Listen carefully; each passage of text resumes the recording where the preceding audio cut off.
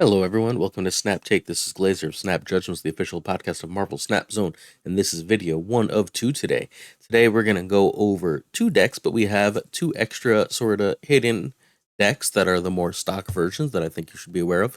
We're doing Loki tech and anti-Loki tech today. We've got decks from Moyen, one of the top 5 players in the game, Lamby, probably the best player in the game, Den, one of the most influential deck builders in the game, and one that is just sort of a stock build that's been everywhere, and its win rate is all over the place depending on what you play against, but it was, for a time, the #1 deck in Snap. So we're going to talk about all those decks and more today on Snap Take. This is only video 1 of 2 for the day. We also have Ravonna decks, Ravonna's full Spotlight Cash breakdown coming out at 4 p.m. Eastern today, so please make sure you sub or ring that bell so you can check that out. I think I got something broken with Ravonna for a week because then Mobius comes out and we'll see how good Ravonna is. But for the time being, I think I have something really spicy for you that's going to work and make Ravonna one of the best cards in the game of Snap for a short time. I believe you should sub.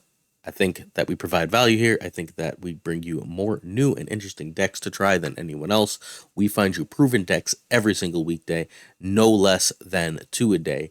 OTA, we bring you at least 15 decks. New card comes out, we've got 5 or 6 different decks for the new card. We bring you the most proven decks in all of Marvel Snap. We keep you ahead of the meta, help you get infinite, make sure you're having fun with the game. It's a really nice channel for all that stuff, and subbing is free. You get to help us out. So if you're willing, we'd really appreciate it. We also do the biggest giveaway in Snap every single season. We are 1 week away at this point from kicking off our next giveaway. That'll be the Elsa Bloodstone giveaway. We'll be giving away more Elsa Bloodstones than anyone else in the game, so make sure you're subbed so you don't miss that. We still have the following people who are waiting to claim their Loki giveaway wins. Um, if you are one of these people, make sure you reach out to me in the comments. 2 of these people have reached out in the comments, but then didn't give me their email address. I need your email address to get you the Loki. If you already have Loki, please let me know. Some people don't have the card, and I'd really like to get as many people this card as possible. I feel like it makes for a healthy game when we all have access to the most powerful thing. And I'm only a teacher, so like I can't get a million of these, but I'm trying to give away 15 to like I think we'd be at if everyone claimed it like 17 or 18 passes we gave away this season. So make sure you reply. Let me know if you are one of these people. This is what to do. So the #2 here happened. I guess I should delete it. I gave away the Twitter one, and I've got to give away one more, so that'll be 19, but whatever. Just make sure that you pause this slide if you are one of the winners and do what it says. If you have questions about what this means, comment your question. I'll explain.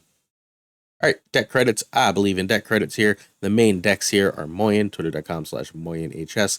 It is also Moyen, I believe, _HS on Twitch, although he doesn't stream that often. Moyen is a phenomenal player. Comes from Hearthstone, where he and Lamby were fundamentally like the 2 greats. They came to Snap and continued their rivalry. Then we have our favorite Marvel Snap Zone author. Take that at Safety Blade.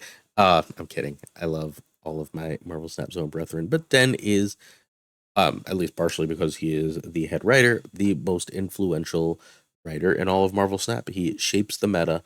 He's got a Cerebro 3 that I think is great. These are Den's socials and how you can find him. All right. This is Moyen's best Loki. Moyen tweeted the Loki that he thinks is best. I think it's really interesting to see the 2 or 3 cards different all the best Loki players have. I think we're starting to crystallize what the best list is. The best lists seem to run Kitty and Quinjet with Angela Collector, Agent Coulson, Loki, and America. And then the other cards are like sort of and Snowguard. Snowguard's like in all the best.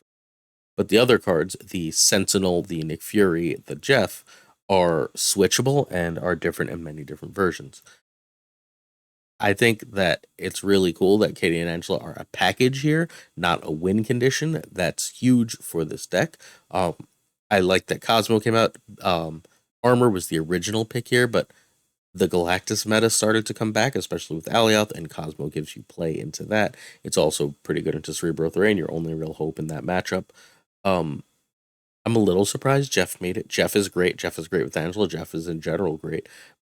But there's other draw cards here, right? Like that could be Cable, that could be Mirage, and that it's Jeff speaks to the sheer power of the card. America is your consistency piece, and Collector gets big. That's fundamentally the deck, right? If you can't Loki, I feel like this deck is going to not be quite as good as some of the other versions that run either like a Legion or a Devil Dino, and that's how they've managed to stay ahead. This deck is really relying on getting something useful from Coulson or Fury. Otherwise, like you're really hoping like to compete with a Kitty and a Collector and an Angela. That's just a little underpowered for the current meta and where we are. All right. Snowguard can be Agent 13. We always do replacement cards. Snowguard can be Agent 13. Jeff can be Nightcrawler, but you're probably going to need Kitty. There are other versions that don't run Kitty. My friend Fazer, along with Dara, have a version that doesn't bother with the Kitty and Angela package. You can run that if you prefer. I think if you're going to play this version, you need Kitty. But Jeff Nightcrawler is not a huge loss. And Snowguard Agent 13 is a big loss because the Hawk is incredible, but it's not like backbreaking. Right. Uh, so this or the next one is the best Loki, right? So like we've got the best Loki. I think it's pretty clearly one of these two lists from one of these two players, which has got to be like the least surprising thing ever, considering they're probably two of the best players in the game. We go nice and simple. Turn one Quinjet, turn two Collector, and obviously you're just playing the other thing on curve you can when you can. If you can't, do Quinjet into Collector. Like if you go Kitty on one, you're still going Collector on two. You're not ditching Collector for Kitty. You're not ditching Angela for Kitty. You're playing relatively on curve, at least until turn 4. Turn 3, you almost always want a Coulson. You can occasionally Loki here if you're pretty sure that you're like you just want to start getting going. You already have Quinjet and Collector, and you just want to keep the good times rolling. I still like to Coulson first and get an extra couple cards, but either way works. Turn 4, Loki and Snowguard, Loki and Kitty, or Coulson and Snowguard or Coulson and Kitty, or just Nick Fury. Same idea, Coulson card or Fury card, the card you got from one of those, along with one of the Snowguard cards or Kitty. Ideally, those Snowguard cards cost 1. Remember that the bird will cancel Limbo on 5 or 6, but other locations will come back at the end of the game. It's just when Limbo comes back on, the game is over. So the +5s and everything will seem canceled, but not actually be so. Be careful, be wary of that, but opponents will still see Snowguard played and not remember you can turn off Limbo a fair amount of the time. Turn 6, if you haven't Loki'd, is a Fury card or America usually, both of which are perfectly fine. Obviously, you can Loki turn 3, 4, or 5, even once in a while Loki turn 6 if you've got Coulson out and just need the extra power, and Loki's a 5, so that's not bad. And then you can just play whatever you get. There's not like a downside to that. That ends up being a good play reasonably often. Like it's a Loki deck for a reason, right? This deck didn't need to be a Loki for a reason. You want a Loki most games, their deck but cheaper is a really good thing to do. I just feel like trying to teach you to play the Loki cards when that could be literally any deck in the game isn't going to be the most useful.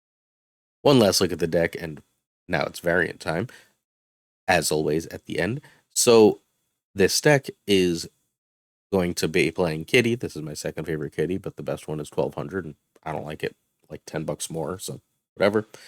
You want to play Kitty with Angela and bumping Collector. It doesn't have any other great value except its own growth. So if you don't see Angela or Collector, Kitty is not a priority.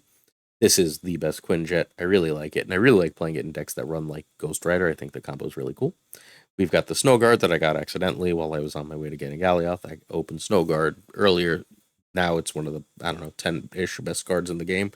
I think that, like, so here's how I want to conceptualize Snowguard. I guess I should put this, like, in the Snap Judgments full podcast episode to discuss this further. But if you told me I could play a 1-2 that gave me 2/2/3s in hand with no other abilities, I'd probably play that in a lot of decks. That just seems crazy strong, right? Especially because those 2/3s can be 1/3s with Quinjet. Like, that's phenomenal. It pumps Collector. It gives you all sorts of control over the game. It's an amazing combo. Angela's great. Angela's good with Jeff and Kitty, but again, not otherwise a priority. She's usually getting to 6 power or so with this deck, which is great, but like it takes some work and it gives your opponent a lot of information. Collector is a key. You really want to like prioritize Collector. Collector is basically where Cosmo goes. I bought this Collector despite having 2 other Collectors. I have the bundle and Season Pass or something Collector, but like I don't really like either. They were just there because they were there. Meanwhile, this Hip Collector is very cool. Jeff is Jeff, one of the best cards in the game. Hips are the best art, so we run the hips when we can. This is a 4 hip deck with Collector, Jeff, and Nick Fury. This Sentinel came into Season Pass. Sentinel is really good because it basically says you always have something to play. It's also really nice because a 1/3 with Quinjet is just like it fills out your curves super nicely. It lets you like play Loki and another card, draws you a card at that same turn, so you're not down one when you Loki, stuff like that. Cosmo's great. You need to protect against the various ways to stop this deck, whether that be Shang-Chi, Valkyrie, Shadow King, etc. Cosmo does that. It also stomps the face off of Galactus. I have Summer Vacation Cosmo and this Cosmo. I like this one a little bit better. I just think it's a little cuter. I hate this Coulson. This feels nothing like Coulson. I also have Pixel. I might just start running Pixel. But Coulson is an auto-include in Loki decks. It's like your poor man's Loki, where like sometimes it just gives you cards that win you the game. Um, Loki is unbelievable. Just a great, great card, right? We know what Loki is. I don't have this yet. I haven't completed my season pass, but I will. And I like it better than like any of the ones in the shop right now, so I see no reason to buy another. I just bought this Nick Fury. He's great. The sixes win the game. I lost two gold tickets this weekend to Nick Fury leaders. That just beat me because I was like, all right, I can only play around so many things. If they have leader, I lose. Both times, I figured after the first time, there's no way they got leader again, right? A different matchup, different game. Nick Fury also gave them leader. It copied my Alioth and ate my board, and that was the end of that. And it was just like, all right, well, good games. And America Chavez is consistency. This is a bundle Chavez. Cool. Before we go on, this is the Lamby Loki that I referenced a few times. I threw a different variant in here and there because why not? I think it's actually just collector. The differences in this deck are it runs Legion and Devil Dino, along with Cable and those three swing spots I mentioned earlier. Legion is backbreaking, it's game winning, it's phenomenal, it's one of the best cards in the game. Um, Devil Dino is just a power card. Devil Dino versus Fury, I think, is the big question for this deck at this point. It's worth noting that like the other card here is cheap. It's I guess it would you would consider it to be Jeff. The other card is cheap. There is an extra win condition in the Lamby version because I would assume he's feeling like he Loki's less. Cable is fantastic. I like Cable better than Sentinel personally, but I love Sentinel. I don't know why I just clicked away, excuse me. But I really like Cable because, well, it basically gives you an extra crack at a Loki card, and you know it's a card they don't have. It gives you all sorts of information. Um, I was on Team Mirage forever until I started playing Cable, and a couple times Cable just gave me something that really filled me out, and that or like really screwed them up. Like I stole their Shadow King, and was just like, all right, well, snap, right? Like your opponent has to really respect Cable and what it can do, versus Mirage, which it tells them what it did, even if it makes it better. If you're seeing a lot of Kitty, Mirage still might be better because then you steal their Kitty a lot of the time. But other than that, I think it's Cable, and I think Cable and Sentinel is close. But I think Cable is definitely better than Jeff. And then Legion replaces one of the cheap cards, so the curve is a little bit worse. But Snowguard, again, remember what I said about it being a 1/2 that becomes a 2/2/3s? It's a curve filler. So if you go Snowguard on one, or Kitty on one, you can Snowguard and Kitty on two, and then you can Kitty into Snowguard a card on three, and now your curve is filled out. That's like the real beauty of Snowguard, in addition to the power of his abilities, her abilities, excuse me, is that she can basically make it so that your curve makes sense in a game where it wouldn't otherwise. That's why I'm having trouble like not putting her in decks right now. And she in Legion is kind of busted because you can use her to like open a location and then Legion to like make everything that location and shut it right back down. It's pretty good. It's pretty good. All right. Sorry. Before we move on to the Cerebro deck, I think this deck is likely a little bit better, but it's close, and I think there's definitely things to speak for in the Moyen deck. I think the Moyen deck is harder to plan to play against, which has real value in high level conquest and real value in your top player. So, these decks are very similar, and both the two best, I think, Loki decks in the game right now. Next, we have Den Cerebro 3. Cerebro 3 stomps the face off Loki. It just beats it. Like in almost every matchup, in almost every context, it is a whooping to to Loki. Loki does not want to steal any of these cards. It gets nothing out of getting all these cards when Loki himself is a 5, so Cerebro is useless. Um, and this is just a good deck in a lot of matchups right now. It solves a lot of issues. So we're going to take a look at Den's version, which is a discard version, and then we're going to look at the standard version. This version is really fun and really strong. However, I am not going to tell you about my personal experiences. I am incapable of getting any Cerebro deck to work. I can get Thanos to work great. I've never met a deck I can't play in this game except for Cerebro. I do not understand why. I'm fundamentally at least good with everything else. I could do the hella stuff. I can do anything. But Cerebro, whenever I play it, never works. So, whatever. There's nothing to be done about that. This deck uses basically a discard package to say I can get more cards out. And if you can get more cards out with Cerebro, that's more that's more X7s. My son just got home again, so I'm gonna have to try and fly through the rest of this video. So, okay. Instead of taking more time to talk about the overview, basically you discard some cards, you bring them back with Ghost Rider, and if you can manage to discard Swarm, that's a bunch of extra 0/7s. And I don't know about you, but 0/7 seems like a pretty good stat line. You can also turn off everything the opponent does with Valkyrie and Shadow King, which is what really messes up the growing cards that sorry, watching my son. The growing cards that the other deck relies on, that Loki relies on. Okay, Snowguard can be Sentinel. We talked about how good Sentinel is. Sentinel's especially good in Cerebro because it means you always have a 3 to play. You're going to have some auto loss runs if you don't add Luke Cage. I never had Luke Cage, which is probably why I have problems. But this is Cerebro 3, not Cerebro 2, so Luke Cage, only pseudo helps here, right? Like, he's helping with certain locations, but he's not getting any bigger himself unless I'm running Bast and trying to do a whole bunch of shenanigans. I don't know how to add him, which is kind of a problem for the deck. Discard stuff and bring it back bigger than you left. So turn 1, I like to Snowguard unless you have a really good blade in hand. Like if you have in the far right side, if you have Swarm, you can just toss out that blade. If you have I don't know, if you have Gambit there, you don't mind tossing out that blade.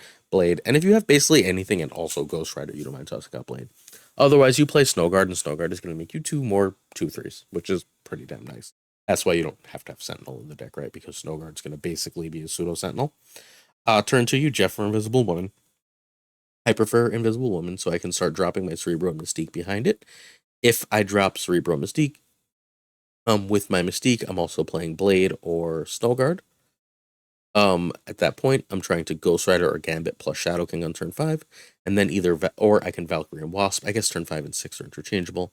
I can Valkyrie and Wasp on turn 6, or I can Ghost Rider or Gambit and Shadow King, and just what order I do that in is dependent on the game matchups and where I want to play things. Valkyrie is fantastic. Wasp is amazing with Valkyrie. It becomes a 3, that becomes a 7, right? Or at least a 5. While Valkyrie their cards are all 3, so that means you win the lane. Gambit removes one of their cards, Ghost Rider brings back one of your cards, Shadow King turns all their stuff into crap, but your power raise isn't ongoing, so it doesn't affect anything. Hi, buddy. One last look at this deck, as my son comes over to look at the screen. He just got back from the zoo. This is the stuffed animal he bought. And there he is. Okay, back, bud, please. Make sure to like and subscribe. Bye. Yep, Noah says like and subscribe again, so now you have to. Thank you, bud. And also, nope, stop. See more. Okay, and also to see more clips. I don't do clips, but it's okay. All right. One last look at the deck. I'm not going to do the full variant thing here. The Mystique is a bundle. It's really great. This is not my favorite Valkyrie. My favorite Valkyrie will be in the other version that we're going to look at. However, I just opened this one like yesterday from whatever, a cache of some kind, and I liked it. This is the only Blade variant I have. I don't love it. It's the only Wasp variant I have. I don't love it. I do think this is the best Swarm. I love that like Swarm took over a dinosaur, and the Alex Ross Invisible Woman is great. Sadly, the hip count for this deck is only 1. I don't like when the hips are outnumbered by the regular cards, but this deck has a whopping, I want to say, 4 regular cards. Yeah, Ghost Rider, Gambit, Cerebro, and Shadow King. It's a shame. We'll fix it as we go. Alright, the Cerebro 3 Classic. This is the version you've seen if you've been on ladder a lot. It's got some more answers to it, but it also doesn't have the high roll potential.